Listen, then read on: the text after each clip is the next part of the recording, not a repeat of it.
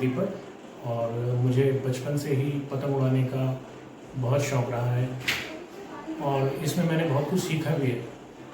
तो जो जानकारी मुझे है, मुझे लगा शायद बिगिनर्स के लिए भी होनी चाहिए और मैंने सोचा कि क्यों ना अपना एक चैनल बनाया जाए।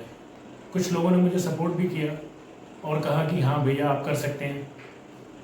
तो मैंने स्टार्ट किया है और मेरे चैनल का नाम है काइट पॉइंट और मैं चाहता हूँ कि ज़्यादा से ज़्यादा लोग इसे देखें और सीखें कि पतंग होनी कैसी चाहिए, पतंग उड़ाते कैसे हैं।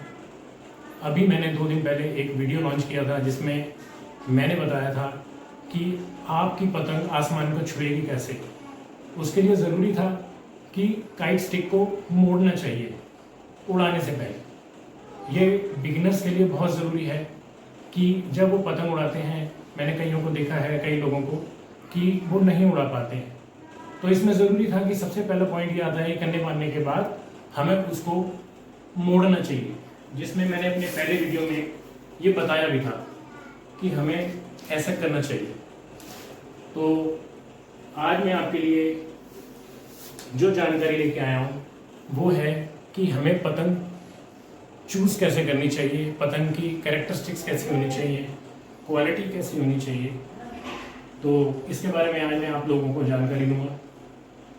तो शेल स्टार्ट। और मेरे पास कुछ अपना एक अच्छी पतंगों का एक स्टॉक है। ये आप देख सकते हैं कि मेरे पास किस वैरायटी की पतंगें मेरे पास हैं इस समय। तो देखिए कि मेरे पास में पेपर और प्लास्टिक दोनों में काइट्स हैं। बहुत अच्छे कारीगर की भी हैं, इनमें से कुछ नॉर्मल काइट्स भी हैं, कुछ ग्राउंड लेवल की भी हैं। तो मैं चाहता हूं कि आप लोग जो है पतंग के बारे में पूरी जानकारी प्राप्त करें और मैं ये बताना चाहता हूं आप लोगों को, मेरे फ्रेंड्स को, मेरे दोस्तों को, जो मेरे व्यूवर्स हैं उनको, कि पतंग एक्चुअल में होनी कैसे चाहिए। जब हम मार्केट में जाते हैं तो हमें लोग पागल बनाते हैं, कुछ बेवकूफ़ बनाने की कोशिश करते हैं कि ये पतंग वहाँ की है, ये पतंग यहाँ की है, और हमसे ज़्यादा पैसे ऐंठ लेते हैं। एक्चुअली में पतंग होनी चाहिए कि जिसका पेपर जो सबसे अच्छा कागज़ माना जाता है वो अजंता का माना जाता है। और मेरे पास कुछ अजंता पेपर की पतंगें हैं जिसमें से एक सैंपल मैं उठा रहा हूँ और ये पतंग आप क्लोजर से देखिए कि कितनी अच्छी पतंग बनी हुई है। और इसमें गुटाई का काम हुआ है, दैट्स वाई कि ये थोड़ा सा पतंग कॉस्टली भी हो सकती है। इसमें 2 बातों का हमें ध्यान रखना पड़ता है कि एक तो पतंग का कागज़ अजंता हो, जो सबसे अच्छा कागज़ माना जाता है। सेकंड, उसमें हमें जब भी पतंग चूज़ करनी है तो हमें ये देखना है कि उसके कमान ठंडे छिले हुए हैं या नहीं छिले हुए हैं, कमान सही तरीके से चढ़ाई हुई है या नहीं चढ़ाई हुई है। तो सर देखिए, मेरे फ्रेंड्स को मैं ये दिखाना चाहता हूँ कि ये देखिए क्लोजर से कि ये कमान ठंडे बहुत अच्छे लगे हुए हैं। आप देख सकते हैं कि ये जो काम होता है ये बहुत बढ़िया सिका हुआ तिल्ला है और जो इसकी कमान है ये बहुत अच्छे तरीके से चढ़ाई हुई है। एंड और मेरे को एक चीज़ और बताना है कि कभी भी पतंग हम जब खरीदते हैं तो अच्छी पतंग की कैरेक्टरिस्टिक्स ये होती हैं कि ये जो कमान चढ़ाई हुई है ये हमेशा हमें चांद के आकार की मिलनी चाहिए। चांद का आकार, बिल्कुल चांद, गोल। उसमें ज़रा सा भी इधर और ज़रा सा भी उधर नहीं होना चाहिए। अगर हम ग्राउंड लेवल की बात करें तो जितनी भी पतंग आपकी ऊंची हो वो उतार दी जाती है अगर वो 2 सूत भी इधर या उधर जा रही होती है। तो ये गोल कमान इसलिए ज़रूरी होती है कि हमारी पतंग हमारे कंट्रोल में रहे, बैलेंस्ड रहे। तो इस चीज़ का हमें ध्यान रखना है कि कभी भी हमें अगर पतंग खरीदनी है तो उसकी कमान बिल्कुल गोल होनी चाहिए। और दूसरी बात कि पतंग में ये लोच होना बहुत ज़रूरी है। ये लोच होना बहुत ज़रूरी है। ये लोच होने के लिए पतंग लंबी रेंज की रहेगी और आसानी से उड़ने में भी मदद मिलेगी। ये लोच होना बहुत ज़रूरी है। और मैं इसके बाद आपको कुछ और एक इन्फॉर्मेशन देना चाहता हूँ कि पतंग के रेट में भी कई लोग कंफ्यूज रहते हैं कि जैसे लोग कहते हैं कि सेम साइज़ की पतंग मार्केट के अंदर कोई भी दुकानदार है वो आपको कई क्वालिटीज़ दिखाता है। तो qualities depends, price depends on quality. आपको मैं एक सैंपल के रूप में दिखाता हूँ कि मेरे पास इस समय स्टॉक में कई जगह की पतंगे हैं जो बहुत दूर दूर से मंगवाई हुई हैं, जैसे कि जयपुर, रामपुर, लखनऊ, बरेली, कानपुर। तो मैं ये बताना चाहता हूँ कि रेट जो बढ़ते हैं उसकी वजह क्या होती है कि पतंग का साइज तो सेम है लेकिन उसका रेट डिफरेंस क्यों है। अब मैं आपको कुछ सैंपल्स दिखाता हूँ कि किस तरीके के पतंग के साथ कैसे रेट बढ़ते हैं। अब मैं ये पतंग उठाता हूँ। ये पतंग रामपुर से ली गई है। ये देखिए, छत से उड़ाने में कोई बुराई नहीं है, पतंग ठीक बनी हुई है, कागज भी अच्छा लगा हुआ है। बट डिफरेंस कहाँ आता है कि इसके कमांड और ठड्डा ये फैंसी नहीं है, ये छिले हुए नहीं है। ये कमांड जो है ये छिले हुए नहीं है। ये पतंग लगभग 10 रुपए के आसपास है, ठीक है। अब मैं इसके बाद एक पतंग और उठाता हूँ कि जिसमें कुछ डिजाइनिंग का वर्क है। ये देखिए, ये कुछ अच्छे डिजाइन हैं। ये जयपुर की पतंगे हैं लाइक दिस। और ये देखिए, और वो देखिए सामने दीवार, ये कुछ ऐसी पतंगे हैं जो जयपुर की हैं। ये देखिए, इनका साइज और इनका साइज सेम है। ये देखिए, आप देख सकते हैं कि इनका साइज सेम है, बट डिफरेंस कहाँ आता है कि उसमें थोड़ा सा कोडी वर्क है, कोडी वर्क हुआ हुआ है और डिजाइन 5 कांटे का है। 5 कांटे मतलब 5 अलग अलग कलर से इस पतंग को नवाजा गया है। इस पतंग का रेट लगभग 15 से 20 रुपए हो सकता है, क्योंकि इसमें क्वालिटी मैटर करती है। इसके बाद एक पतंग और आ जाती है जो कि मेरे पास में इस समय,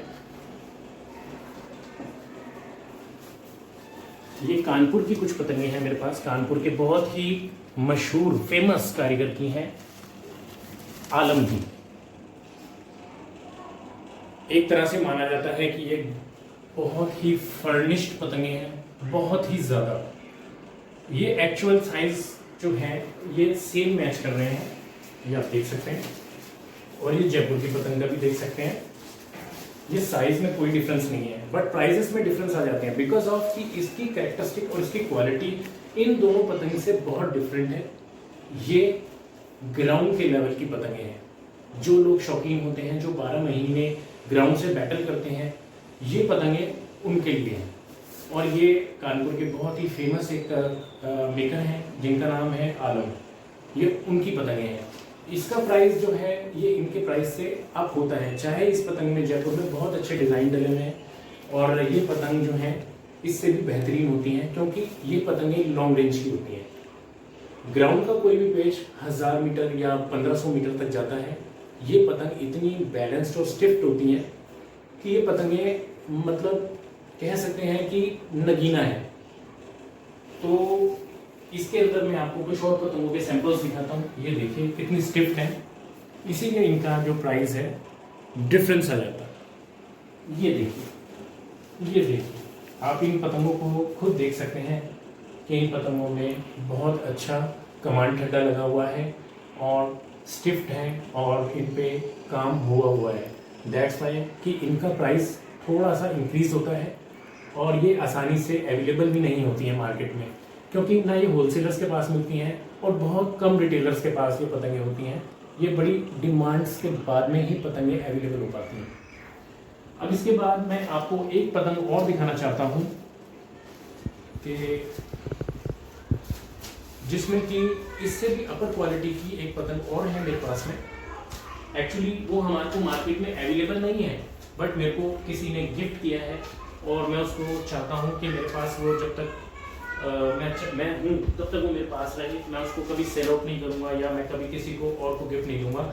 और जिस पतंग की मैं बात कर रहा हूँ ये हमारे सामने आ चुकी है और आप देखिए कि क्या इसको नक्काशी की गई है, हीरे जवाहरात सी लग रही है ये पतंग, कि इस पर कितना काम हुआ है।